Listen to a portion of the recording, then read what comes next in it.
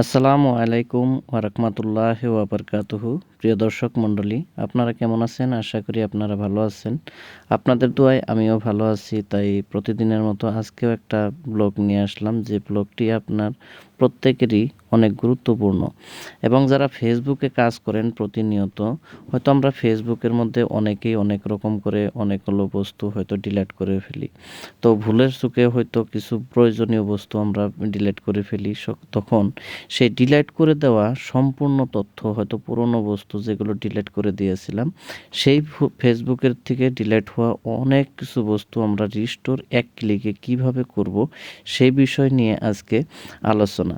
তো আপনাদের এই ভিডিওটি দেখার জন্য, সম্পূর্ণ দেখার জন্য অনুরোধ রইল। এবং ভিডিওটি যদি ভালো লাগে অবশ্যই লাইক করবেন এবং বন্ধুদের কাছে শেয়ার করে দিয়ে তাদেরকেও দেখার সুযোগ করে দেবেন বলে আশা রইল।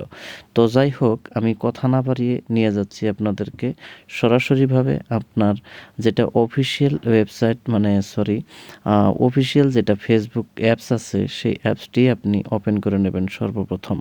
তো অ্যাপসটি ওপেন করার পর আপনি এখান থেকে থ্রি ডটের মধ্যে ক্লিক করবেন, যেটা আপনার প্রোফাইল রয়েছে, এই প্রোফাইলের মধ্যে ক্লিক করবেন। তারপর এদিকে রাইট সাইডে দেখবেন ছোট্ট করে একটা থ্রি ডট মেনু রয়েছে, এই থ্রি ডটের মধ্যে আপনি ক্লিক করে দেবেন।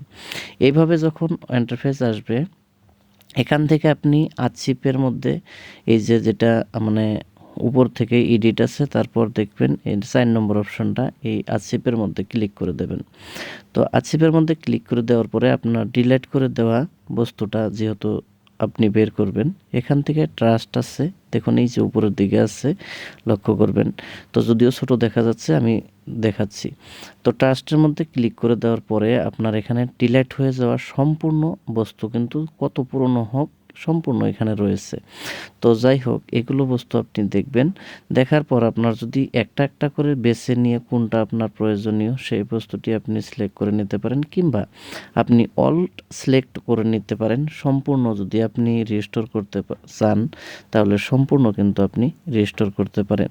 তো আপনি এই যে ভিডিওটি দেখতেছেন, অবশ্যই ভিডিওর মতো করে আপনারা দেখে দেখে হয়তো আপনাদের প্রয়োজনীয় বস্তুটা সিলেক্ট করতে পারেন। আপনারা কেউ স্টেপগুলো মিস করবেন না বলে আশা রইল। আমি এখান থেকে সব কিছুই সিলেক্ট করে নেব, কারণ আপনাদের সুবিধার্থে আমি ভিডিওটা করতেছি। হয়তো আমি এখন রিস্টোরটা করব না, তবে আপনাদেরকে দেখানোর জন্য এগুলো আমি সম্পূর্ণ করতেছি। তো এ টু জেড আমি দেখালাম, এখানে সম্পূর্ণ অল সিলেক্ট করে দিলাম। উপরের দিকে দেখুন সব কিছু কিন্তু সিলেক্ট হয়ে গেল।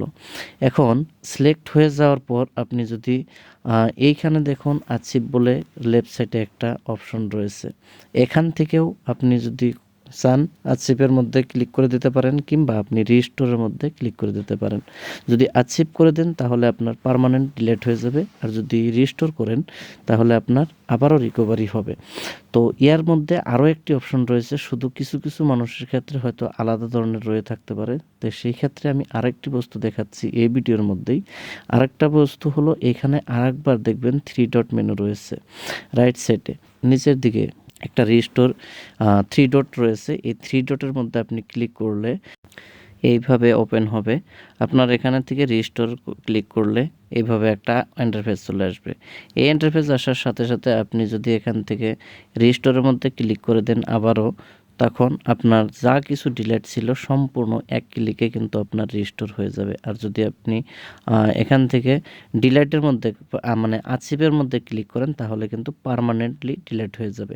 এটা হলো আপনাদের সহজ উপায়। তো যাই হোক, আজকের ব্লগটা এ পর্যন্তই ছিল। আশা করি আপনারা ভিডিও দেখে কিছু না হয় কিছু একটুখানি উপকার আসবে। আর যাই হোক, ভিডিওটি ভালো লাগলে অবশ্যই লাইক করতে ভুলবেন না এবং বন্ধুদের কাছে শেয়ার করতে ভুলবেন না। ধন্যবাদ আপনাদের সবাইকে ভিডিওটি দেখার জন্য।